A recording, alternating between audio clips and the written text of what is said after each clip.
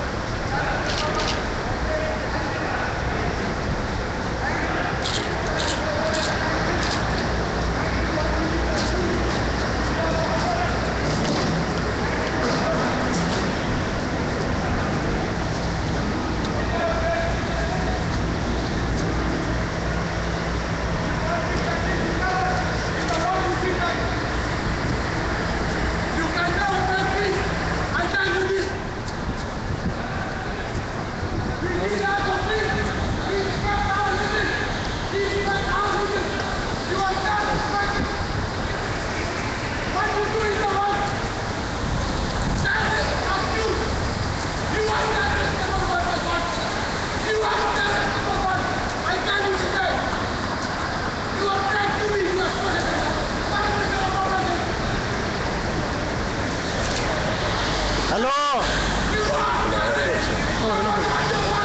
It's also okay.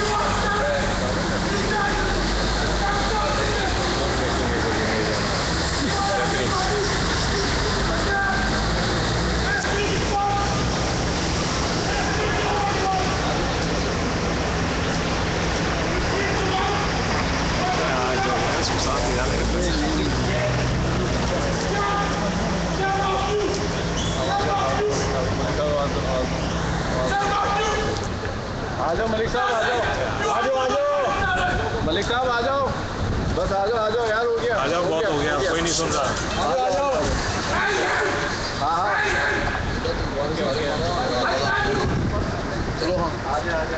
चलो वहाँ वाला सर, तब तो हवा में वाला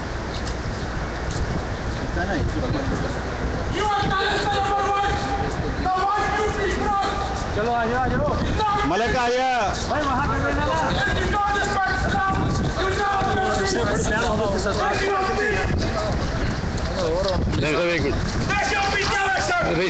एक मिनट प्लीज। अभी आप याददाश्त दे के आए हैं तो आपने क्या पैगाम दिया वहाँ पे? हमने उनको पैगाम ये दिया है। एक बात ये कि वो याददाश्त के अंदर ये कि लिखा हुआ है, वही पैगाम उनको दिया है। वही कुछ उन्हें बताया है कि भाई देखिए, ये दुनिया में मुसलमानों के साथ आप जो है मुसलमानों के साथ रहे। 1.65 बिलियन मुसलमान हैं दुनिया में, और दुनिया में मुख्तलिफ कम्युनिटीज़ हैं, मुख्तलिफ मुसलमान हैं।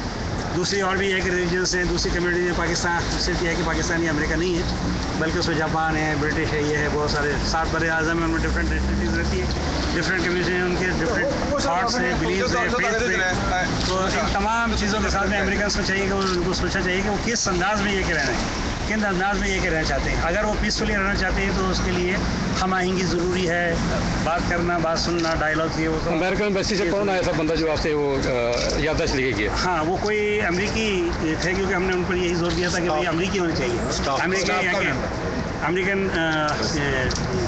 स्टाफ के थे लोग, यानी उसके प्राइम शो उसके जो हैं फॉरेन मिनिस्ट्री के। तो फॉरेन मिनिस्ट्री की तरफ से जो ये है कि मुकर्रर थे वो एम्बेसडर की तरफ से, उन्होंने कहा कि भाई मैं इस चीज़ को और आपकी बातों को एम्बेसडर से कहूँगा और ओबामा तक हम ये है कि इस लेटर को भेज देंगे।